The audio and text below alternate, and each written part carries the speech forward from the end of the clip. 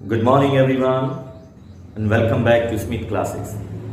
So guys, आज का हमारा टॉपिक है सिंपल प्रेजेंट टेंस और इसी सिंपल प्रेजेंट टेंस को हम प्रेजेंट इंडेफिनिट टेंस के नाम से भी जानते हैं। तो आज हम सिंपल प्रेजेंट टेंस के बारे में स्टडी करेंगे। तो देखते हैं कि हम सिंपल प्रेजेंट को कहां पर यूज करते हैं।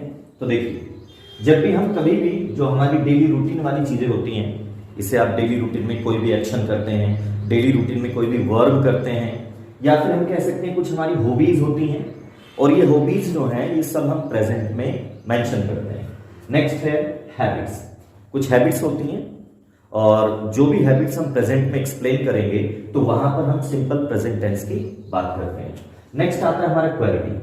Quality means everyone is having its quality. हर चीज का कोई ना कोई गुण होता है, और जब हम किसी के गुण बताते हैं और वो भी रेगुलर मोड पे एक्सप्लेन करेंगे तो वहां पे हम सिंपल प्रेजेंट टेंस को यूज करते हैं।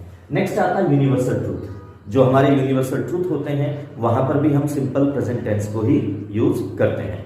चलिए एक एक एग्जांपल लेते हैं। जैसे डेली रूटीन की बात करते हैं तो डेली रूटीन में आपका सभी का कोई ना कोई डेली रूटीन होता है, तो आप उसमें बोलते हैं मैं जल्दी उठता हूं, मैं ये काम करता हूं। उसके साथ साथ कुछ हॉबीज होती हैं, आप बहुत बार एक्सप्लेन करते हैं मैं इस चीज को पसंद करता हूं, मैं इस मूवी को पसंद करता हूं। कुछ हैबिट्स भी हो सकती हैं, आप किसी थर्ड पर्सन के लिए बोलते हैं वह सच बोलता है, वह झूठ बोलता है। या फिर कुछ क्वालिटीज भी हो सकती हैं, मैं हमेशा अपने बड़ों की रेस्पेक्ट करता हूं। या फिर कुछ यूनिवर्सल ट्रूथ होती हैं, जैसे सूर्य जो होता है वो हमेशा पूरब में ही निकलता है। तो अगर आपको इन सभी सेंटेंस को बोलना है तो आप किस तरह से उन्हें इंग्लिश में बोल सकते हैं। तो चलिए सबसे पहले हम यूज करेंगे जो हमारे अफर्मेटिव सेंटेंस होते हैं, जिन्हें हम असर्टिव सेंटेंस भी बोलते हैं। तो उसका हमारा क्या रूल होगा। तो सबसे पहले हम यहाँ पे डूअर यूज करेंगे। डूअर का मीन्स सब्जेक्ट होता है, सब्जेक्ट को ही हम डूअर बोलते हैं। और फिर उसके बाद हम वर्ब की फर्स्ट फॉर्म यूज करेंगे।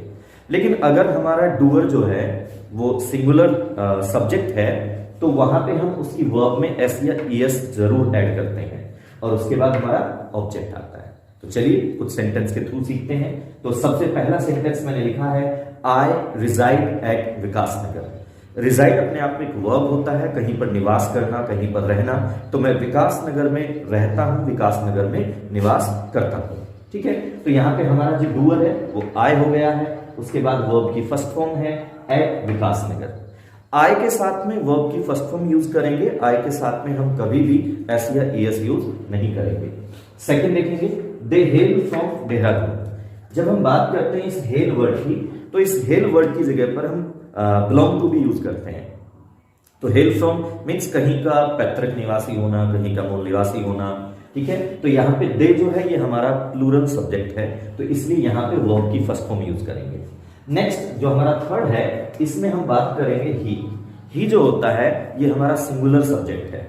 तो ही के लिए हमें क्या करना पड़ेगा, जो वर्ब है उसकी फर्स्ट फॉर्म में एस या एस का हम यूज करेंगे। ठीक है, तो देखते हैं, ही बोरोज मनी। बोरो मीन्स पैसे उधार लेना, तो वह पैसे उधार लेता है। बोरो मीन्स कुछ भी उधार लेना होता है, तो ही जो है वो सिंगुलर है, उसके साथ में एस लगेगा। हमारा नेक्स्ट सेंटेंस होता है the sun rises in the east. Sun जो होता है ये भी हमारा सिंगुलर में आएगा। ठीक है, तो सन के साथ में हम राइज में एस लगाएंगे, तो sun rises in the east. तो अब हम यहाँ पे कुछ नेगेटिव सेंटेंस के बारे में सीखते हैं। नेगेटिव सेंटेंस मीन्स जिन सेंटेंस में नोट आता है उन्हें हम नेगेटिव सेंटेंस बोलते हैं। तो इसका क्या रूल होगा, सबसे पहले हम लोग डूअर को यूज करेंगे। डूअर मीन्स सब्जेक्ट, उसके बाद डू नॉट या फिर डज नॉट का यूज होगा। अब आप सोच रहे होंगे कि डू नॉट कहाँ यूज करेंगे और डज नॉट कहाँ यूज करेंगे। अगर हमारा सब्जेक्ट प्लूरल है तो उसके साथ डू नॉट यूज होगा, और अगर हमारा सब्जेक्ट सिंगुलर है तो उसके साथ डज नॉट का यूज होगा। उसके साथ वर्ब की फर्स्ट फॉर्म यूज होती है, ऑलवेज यूज वर्ब की फर्स्ट फॉर्म। नेक्स्ट आता है हमारा ऑब्जेक्ट। ठीक है, तो अब हम कुछ सेंटेंस के थ्रू समझते हैं। पहला हमारा सेंटेंस है I do not scuff. I do not scuff यानी मैं पैर नहीं घसीटता हूं। यहाँ पे एक वर्ब मैंने यूज की है जिसका नाम है स्कफ। स्कफ मीन्स होता है पैर घसीट कर चलना। कुछ लोग होते हैं जब वो चलते हैं तो पैर घसीटते हैं, तो उसके लिए हम स्कफ वर्ड यूज करते हैं। तो आई डू नॉट स्कफ, मैं पैर नहीं घसीटता हूं। नेक्स्ट देखेंगे दे। तो दे जो होता है वो भी प्लूरल होता है, तो दे के साथ भी डू नॉट का यूज करेंगे। तो they do not land money, वो पैसे उधार नहीं देते हैं। लैंड मनी का मतलब होता है पैसे उधार देना, वैसे लैंड का मतलब होता है किसी भी चीज को उधार देना। अब देखिए यहाँ पे आई के साथ भी डू नॉट आता है और दे के साथ भी डू नॉट आता है। आई के साथ हमेशा डू नॉट होगा और बाकी जितने भी प्लूरल सब्जेक्ट होंगे उनके साथ हमेशा डू नॉट का ही यूज करेंगे। थर्ड सेंटेंस देखते हैं। ये जो हमारा थर्ड सेंटेंस है, यहाँ पे ही सिंगुलर होता है तो ही के साथ में डज नॉट का यूज किया जाएगा। He does not ride rashly. Ride means होता है जब आप बाइक वगैरह चलाते हैं, दो पहिया वाहन चलाते हैं तो वहां पे राइड यूज करते हैं। रैशली मीन्स बहुत ज्यादा तेज चलाना, उसे हम रैशली बोलते हैं। तो वह तेज बाइक नहीं चलाता है। Number 4, it does not happen here. यहां ऐसा नहीं होता है। यहाँ पे इट जो है ये हमारा सब्जेक्ट है और ये सिंगुलर सब्जेक्ट है, और यहाँ पे जो हैपन है ये हमारी वर्ब है। तो इट के साथ भी हम डज का यूज करते हैं। तो it does not happen here, यहां पर ऐसा नहीं होता है। तो ये हमारे कुछ नेगेटिव सेंटेंस थे। तो चलिए गाइस, अब हम सीखते हैं जो हमारे इंटरोगेटिव सेंटेंस होते हैं जिनमें हम क्वेश्चंस पूछते हैं, तो हम उन्हें कैसे यूज करेंगे। चलिए, तो ये हमारा इंटरोगेटिव है। तो सबसे पहले हम डू और डज दोनों में से एक हेल्पिंग वर्ब हम यूज करेंगे।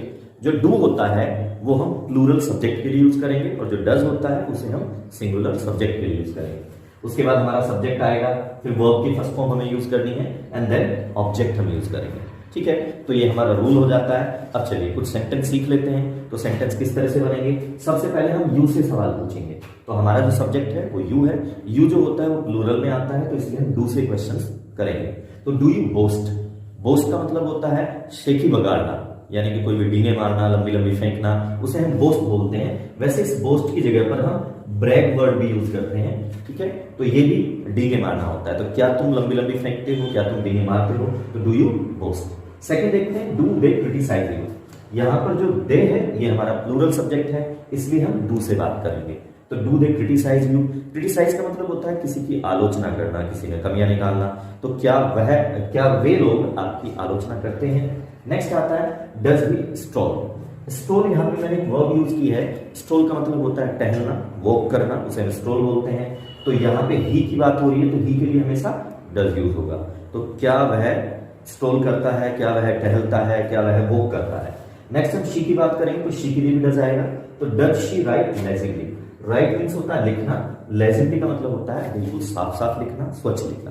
तो क्या वह साफ साफ लिखती है, तो डज शी राइट लेजिबली। तो ये हमारे कुछ सेंटेंस हैं जो इंटरोगेटिव से रिलेटेड हैं। वीडियो को लाइक करना ना भूलें और चैनल को जरूर सब्सक्राइब करें। और अब हम देखेंगे यहाँ पे कुछ वोकेबलरी यानी कि कुछ वर्ड्स, और ये जितने भी वर्ड्स हैं ये सभी एक्शन वर्ड्स होंगे जो आपको हेल्प करेंगे और आपकी वोकैब को एनहेंस करेंगे। तो सबसे पहला वर्ड है जो हमारा होता है उसे बोलते हैं एक्यूज। एक्यूज मीन्स होता है किसी के ऊपर दोष लगाना, किसी के ऊपर दोष डालना, उसे हम एक्यूज बोलते हैं। प्रिटेंड। नेक्स्ट वर्ड है हमारा प्रिटेंड। प्रिटेंड का मतलब होता है किसी के बहाना बनाना होता है, उसे हम प्रिटेंड बोलते हैं। और इसके साथ साथ ढोंग करना, पाखंड करना, इन सभी के लिए प्रिटेंड वर्ड यूज होता है। नेक्स्ट होता है सल्क। सल्क मीन्स होता है रूठ जाना, नाराज हो जाना, उसे हम सल्क बोलते हैं। नेक्स्ट वर्ड है हमारा टीयर। टीयर मीन्स होता है जैसे कोई भी चीज को फाड़ना, जैसे टीयर द बुक, बुक को फाड़ना, इस तरह से हम यूज कर सकते हैं। नेक्स्ट वर्ड है हमारा स्क्रीबल। स्क्रीबल का मतलब होता है जब हम घसीट के लिखते हैं, मीन्स एक भद्दी राइटिंग जो होती है उसे हम स्क्रीबल बोलते हैं। नेक्स्ट वर्ड है हमारा रैशनलाइज। रैशनलाइज का मतलब होता है किसी भी बात को सिद्ध करना, तर्क के साथ में किसी बात को समझाना, उसे हम रैशनलाइज बोलते हैं। नेक्स्ट वर्ड है हमारा स्पीक ब्लंटली। स्पीक आप जानते हैं बोलना होता है, और ब्लंटली का मतलब होता है साफ साफ कहना, या फिर हम कह सकते हैं मोटे तौर पे कुछ भी बोलना, उसे हम स्पीक ब्लंटली बोलते हैं। नेक्स्ट वर्ड है season the vegetable. Season the vegetable का मतलब होता है सीजन मीन्स होता है सब्जी को छोंकना।